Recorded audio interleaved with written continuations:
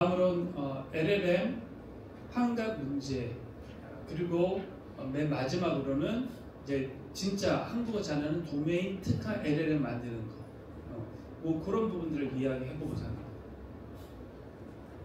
영어로는 환각을 hallucination이라고 이야기하고요. 사전적인 정의는 다음과 같습니다. 현실에서는 존재하지 않는 개체나 사건, 그런 것들이 마치 세종대왕 뭐 맥북 던짐 사건이나 뭐 이런 것들이요. 그런 사건이 마치 존재하는 것처럼 지각하는 그러한 현상들. 이제 사람에게도 이제 환각 현상이 일어나잖아요. 사람의 환각 현상이 일어나는 건 대부분 다 마약류의 이런 거 가지고 일어나죠. 마약류의 것들이 대부분 다 우리 뉴런과 뉴런을 연결하는 시냅스의 전기와 화학적인 작용에 의해서 정보가 전달되는데, 그 중에 이제 그 뉴로트랜스미터들의 그런 부작용으로 이제 안 보이는 게 보이고 들리는 게 들리는 것처럼, 왜냐면 뭐 신호들이 왔다 갔다 하니까요. 그런 현상처럼 이제 벌어지는 것, 그게 이제 환각인 거죠. 근데 LLM도 그거 비슷하게 이제 벌어지는 일들이 생기는데, 그걸 이제 LLM의 환각 또는 Gen AI의 환각이다.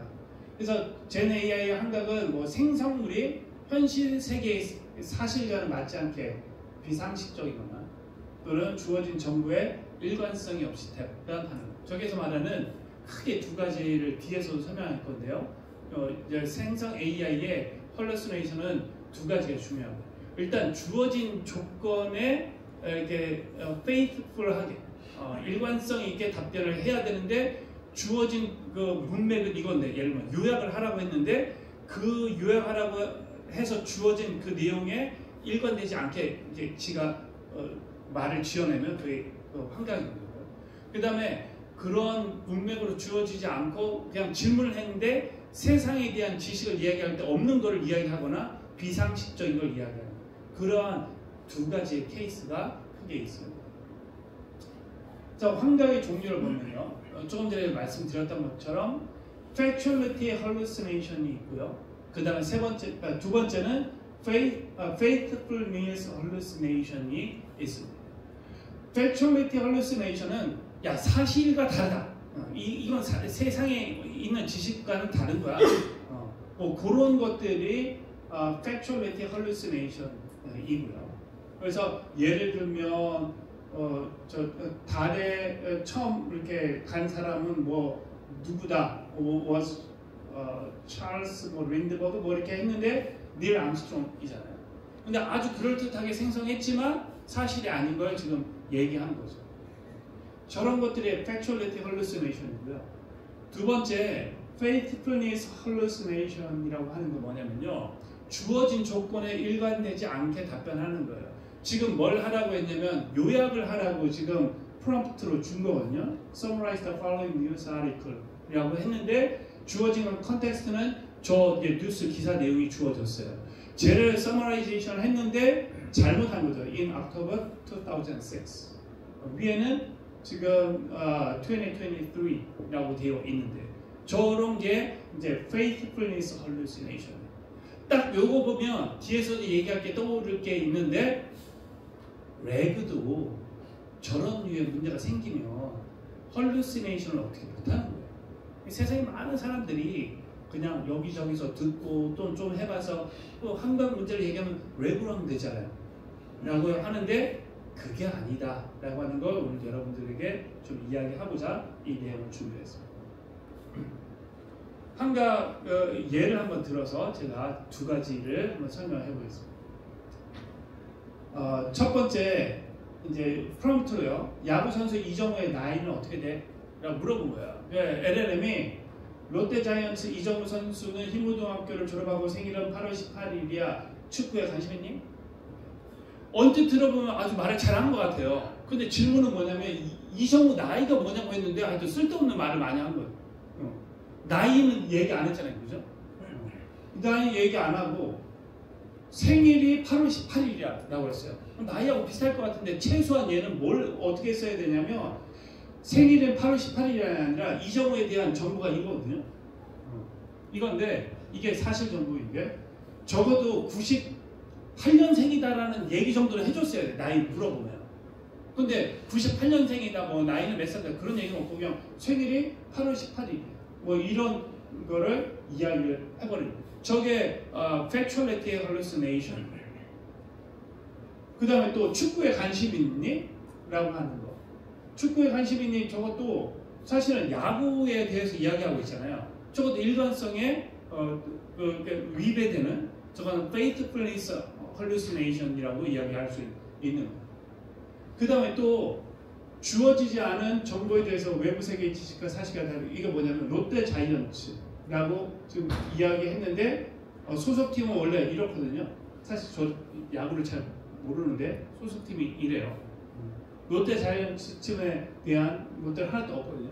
잘못 이야기를 했고 생일도 8월 18일이라고 얘기했는데 생일은 8월 20일이에요.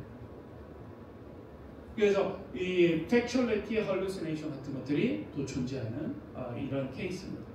자, 이런 hallucination은요 왜 생기냐?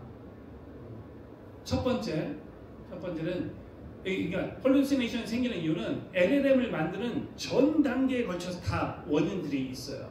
첫 번째 단계는 뭐냐면 데이터를 컬렉션하는 거예요.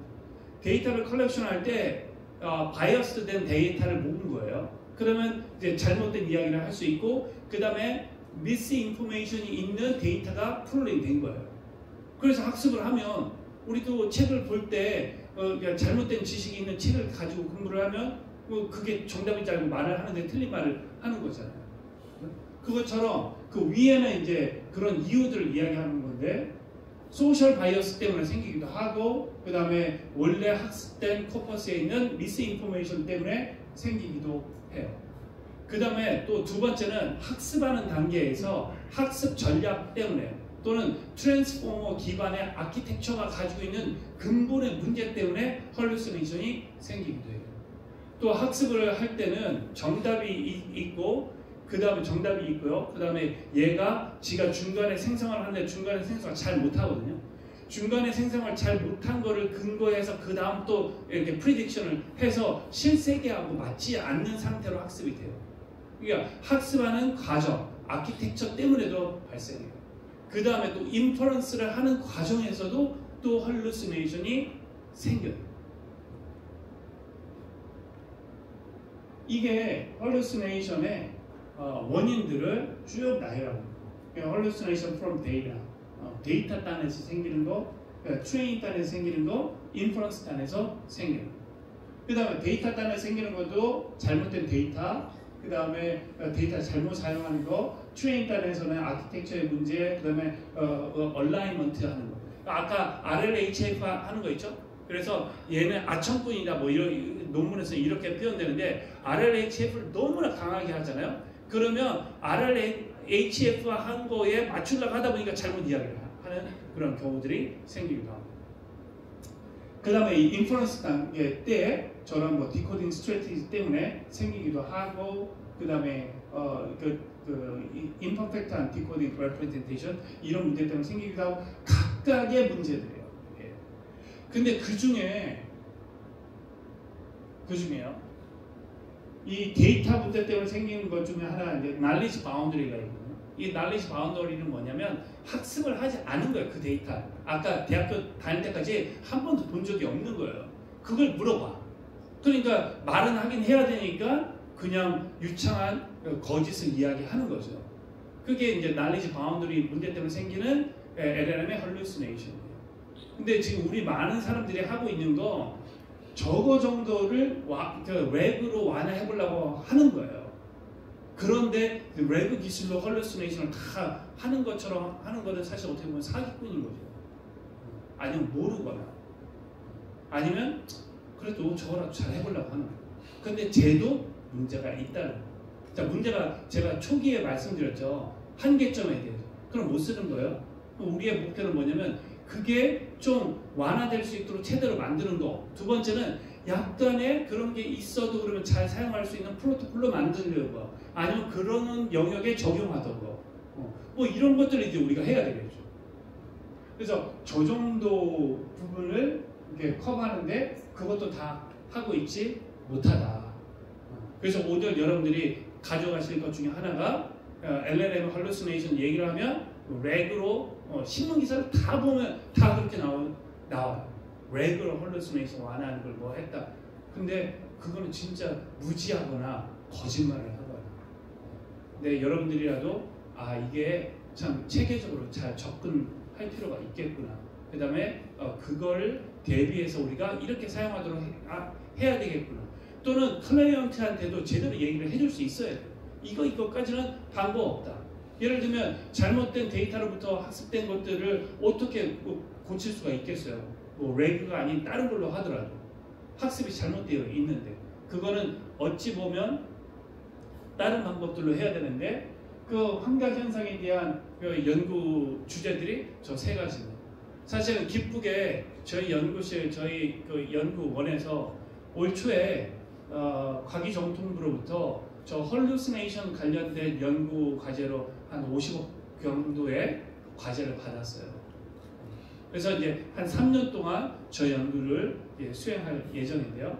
첫 번째 연구 주제는 뭐냐면 환각을 탐지하는 거예요. 일단 환각이 나타났나 안 나타났나를 디텍션을 해야 되잖아요.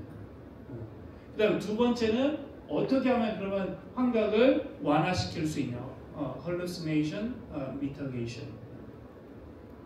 그 다음에 세 번째는요.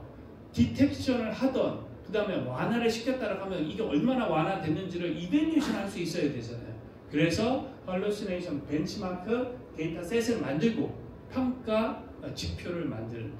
크게 저 세 가지로 연구들이 많이 수행됩니다. 특히 hallucination detection 하거나 mitigation을 할 때는요. 다 생성하고 나서 그 다음에 얘가 hallucination이 있나 없나를 셀프 체킹을 하든 뭐 여러 가지 방법을 통해서 할 수도 있고 그 다음에 인퍼런스 하는 동안에 왜 사람은 말을 할 때 쭉 이렇게 하는데 이렇게 하다가 이제 이거는 아닌 거지라고 해서 수정들을 이렇게 하잖아요. 할 수 있잖아요. 그런 식으로 인퍼런스 하는 단계에서 hallucination 디텍션해서 얘가 수정할 수 있도록 하는 방향으로 연구도 진행되고 있어요. 그래서 아직 이제 막 우리 대한민국뿐만 아니라 외국에서도 저 연구들이 막 시작되고 있어서 어느 방향으로 갈지는 모르겠지만 연구는 크게 이게 생성하기 이전 그 다음에 포스트학 제너레이션 수준으로 이루어지고 있습니다. 자, 그런데 그럼에도 불구하고 그런 류의 연구들이 쭉 이렇게 주어지는데 일단 knowledge boundary라도 잘 체크할 수 있도록 하는 거, 그 레그 기술이요. 이미 여러분들 다 알겠지만 이것도 한번 이제 좀 짚고 넘어가면 좋을 것 같아요. 레그는 retrieval augmented generation인 거죠.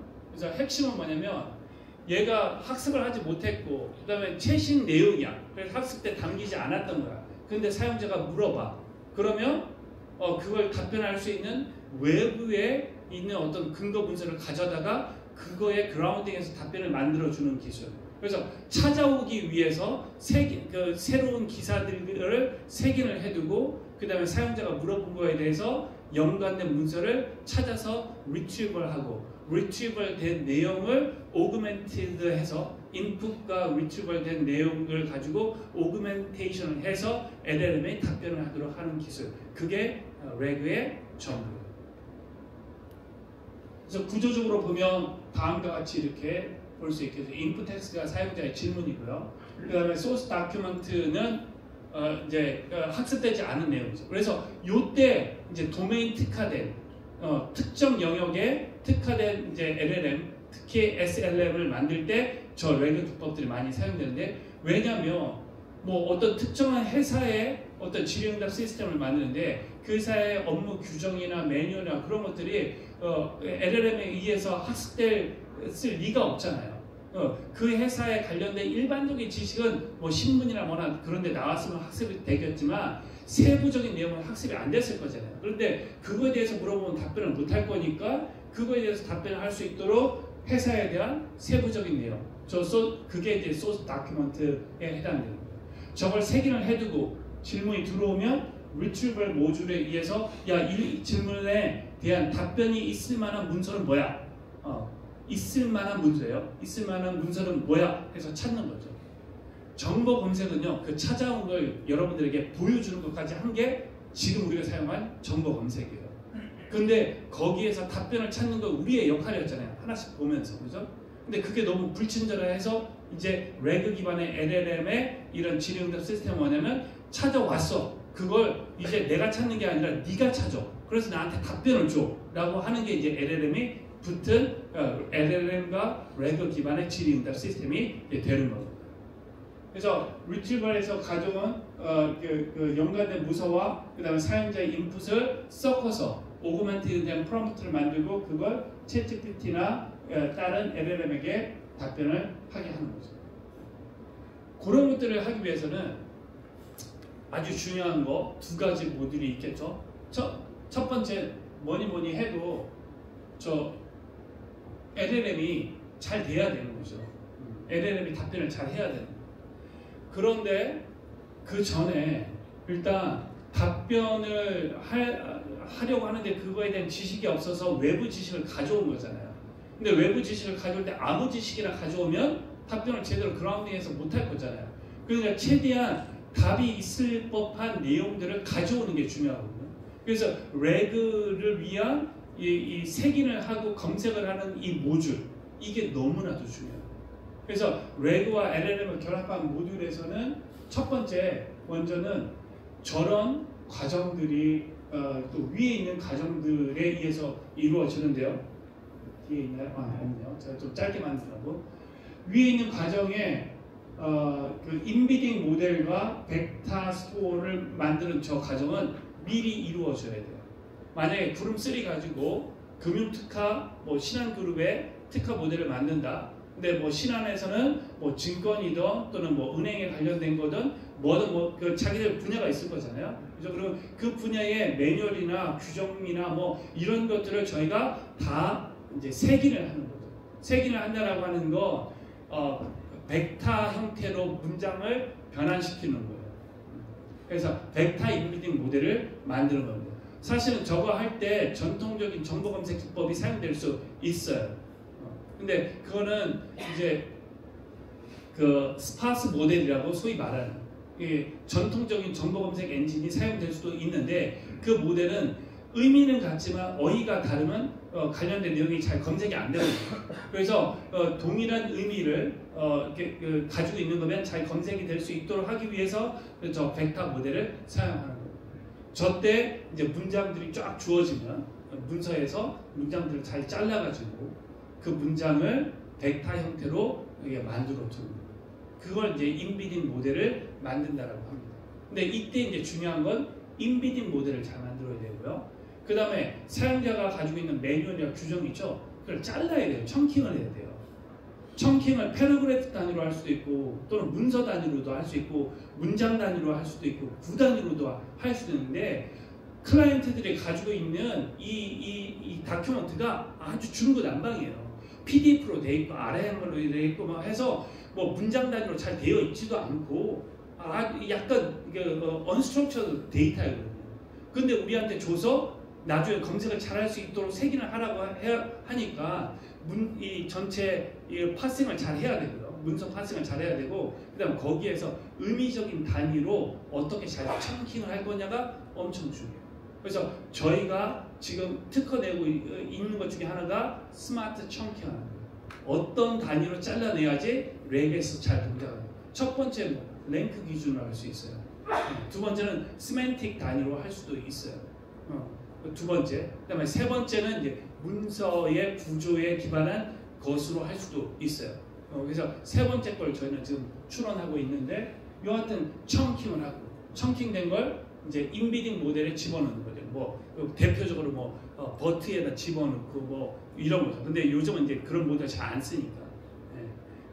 그래서 뭐 스텔라 모델에다 집어넣고 또는 뭐 저희 같은 경우는 지금 이게 이렇게 온 회사인데 기술 이전을 그거에 관련된 걸 하는데 그 M25 모델 그거를 한국어를 더 잘할 수 있도록 개선을 해서 이제 인비딩 모델을 만들어요. 그래서 인비딩 모델을 잘 만들어야지 이거 가지고 검색을 할 때 잘 돼요. 다 해서 벡터 스토어를 만들고 그러면 준비가 완료되고 사용자가 질문하면 사용자의 질문도 또 똑같은 인비딩 모델로 벡터로 만드는 거예요.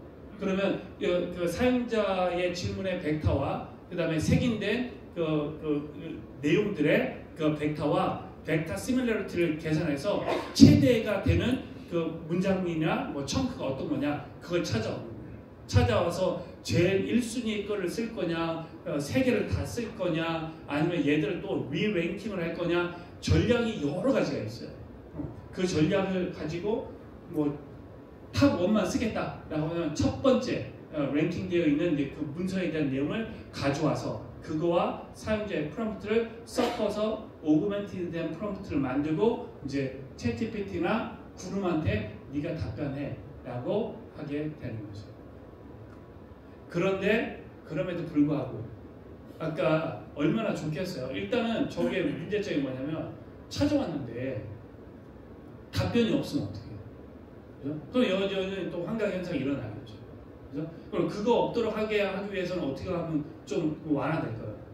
탑 1을 쓰는 게 아니라 탑 10까지 쓰는 거죠. 그러면 정답이 있을 만한 그런 문서들이 탑 10까지에서는 확률이 더 높아질 거잖아요. 그 대신 이제 컨텍스트 사이즈가 커지겠죠. 그래서 모델에 따라서 컨텍스트 사이즈를 너무나 크게 할 수도 없는 거예요. 그 다음에 이 청크도 사실은 뭐 그러면 문서 10개를 한다라고 하면 아, 그 안에는 있겠지라고 하는데 문서 10개 사이즈가 너무 크면 이 모델의 이 컨텍스트 사이즈를 오버해버리니까 그렇게도 안 되는 거예요. 그러니까 응용에 따라서 어떤 모델을 쓸 거냐에 따라 다 다르고. 그래서 다들 뭐 이게 컨설팅을 하고 만든다라고 할 때 그냥 뭐 레그 쓰면 돼요, 파인튠 쓰면 돼요, 우리 그거 있어요, 그거 할 수 있어요 해서 뭐 누구나 다 할 수 있는 거라고 생각할지 모르지만 막상 진짜 해보지 않으면 그 문제점을 아무도 알 수 없어요. 그래서 꽤 많은 노력이 필요하다.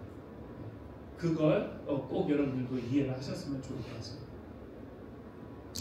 자, 그게 이제 레그의 핵심이고 또 한계도 있을 수 있고 그거를 이제 잘 극복하려면 인미디 모델 잘 만들고 그 다음에 LLM과 잘 혼합하는 그런 거에 노력을 많이 해야 된다. 그러니까 이제 할 일이 이제 좀 있어요. 제가 아까 말씀드렸던 것처럼 근데 우리가 지금 하고 있는 게 다 고비용의 LLM 또는 스몰 랭귀지 모델을 하더라도요. LLM에 비해서 스몰이지 그 이전 PLM, Pre-trained Language 모델에 비하면 엄청나게 큰 모델이거든요. 그냥 비싼 기술이에요. 비싼 기술인데 지금 제대로 돈을 못 받고 뭔가를 이게 할 수 있는 게 아닌데 시장이 좀 이상하게 돌아가고 있어요.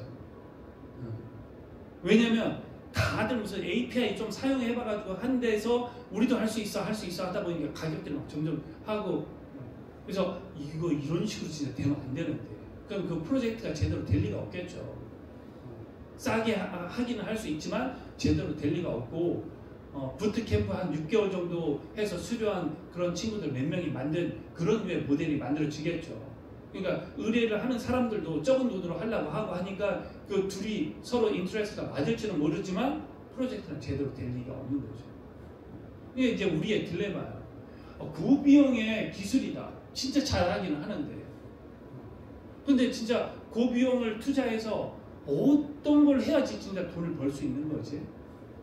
저는 이 분야를 연구하는 사람으로 진짜로 여러분들하고 이거에 대한 브레인스토밍 엄청나게 많이 해보고 싶어요.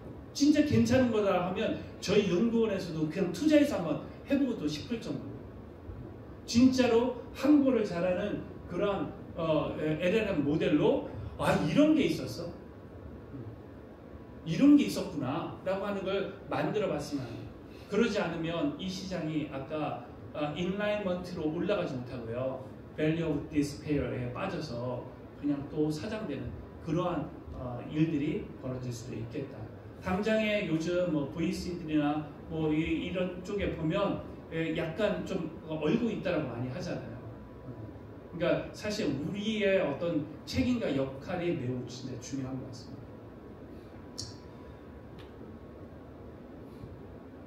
그러면 이제 그런 부재 영역에서 고민해야 될 것들이 사실 뭐 이런 것들 저것들도 얘기해보면 다 아는 거예요. 다 들어보고요. 다 들어보고 이거 할 수 있지 이거 할 수 있지. 근데 진짜 누가 저걸 했냐. 특히 도메인 특화된 모델 만들면 누구나 얘기하는 게 법률 특화된 거, 금융 특화된 거 그 다음에 또 금융, 그다음에 교육 특화된 거 그런 얘기 말들은 많이 해요. 근데 세상에 그게 지금 없거든요.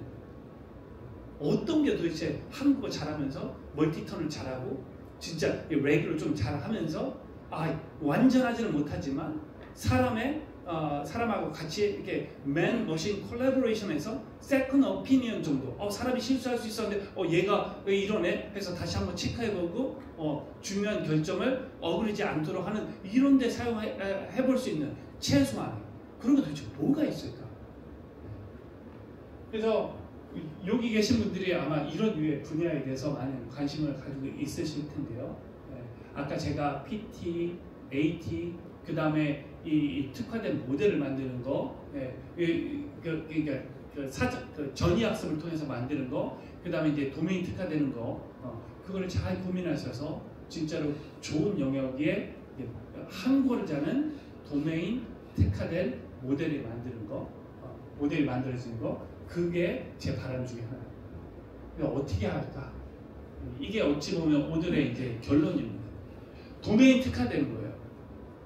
왜냐면 모두 다 할 수 없고 아까 구름3 여러분 보셨겠지만 그건 저희의 기술을 홍보하기 위해서 저희가 범용적인 것들을 하는 거고 저희도 언제까지 그걸 할지도 모르고 그 서비스 하고 싶지도 않아요.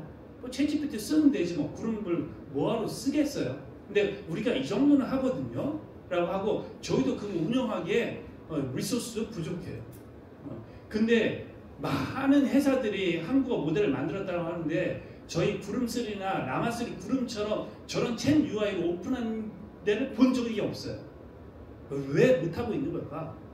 만약에 제대로 못하는 거면 이거 우리가 문제가 있는 거 아닌가? 어떻게 하면 좀 저런 거라도 만들 수 있지? 그래서 저희가 어떻게 보면 용기 내서 아마 하시다 보면 안 되는 것들도 꽤 많이 있을 거예요. 하지만 우리 말만 하는 게 아니라 진짜 이 정도 하는 거거든요. 그리고 딴 모델들도 자신 있으면 내봐라. 같이 해보자.